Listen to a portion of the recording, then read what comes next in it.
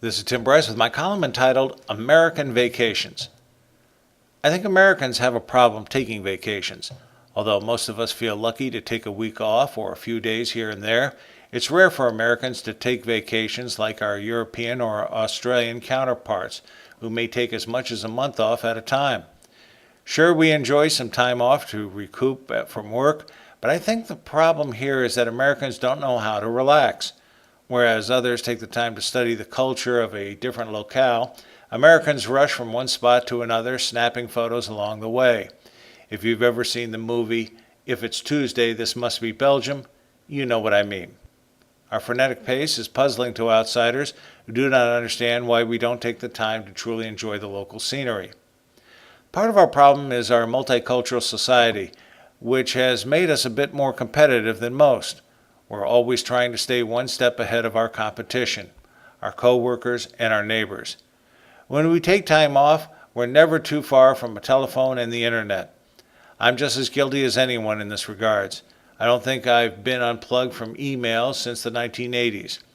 Being in Florida, I always chuckle when I see someone on the beach working diligently on their laptop. I'm sure they're not appreciating the scenery, and for all intents and purposes, they might as well be back in the office. I think the reason why we're like this is we're afraid that something might go wrong if we cannot be contacted to answer questions or solve a problem. Americans rarely take a 2-week vacation. The last one I took was years ago with my wife. The first week was fine, but by the second week I was becoming itchy to get back to work. We even start to feel guilty for taking so much time off. Small wonder that Americans are past masters of the long weekend as opposed to taking true vacations. When we do decide to take a vacation, we either want to see something new or something familiar, which we rarely get a chance to appreciate. As for me, it's fly fishing in Montana. Regardless of where we really want to go, we inevitably have to deal with family commitments.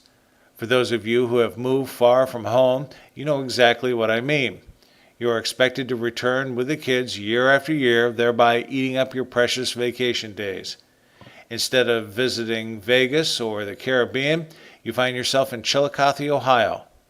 Such is the price for moving out of town. The concept of the vacation is to relax, broaden our horizons, and refocus, thereby making us better workers. However, because of our obsession with staying connected to work and our competitiveness, I don't believe we know how to relax and often consider vacations a waste of time. As an aside, have you ever met someone who proudly proclaims he hasn't taken a vacation in a number of years? Somehow I'm reminded of the proverb, all work and no play makes Jack a dull boy. Instead of taking a real vacation, I know a lot of people who would rather not waste their time and use a virtual reality simulator like the one used in the Schwarzenegger movie Total Recall. This might be nice, but then again, I don't think anybody can truly simulate catching a cutthroat trout in the chilly waters of the Flathead River in Montana. Friends, keep the faith. This is Tim Bryce in Florida. Follow me on the internet at timbryce.com.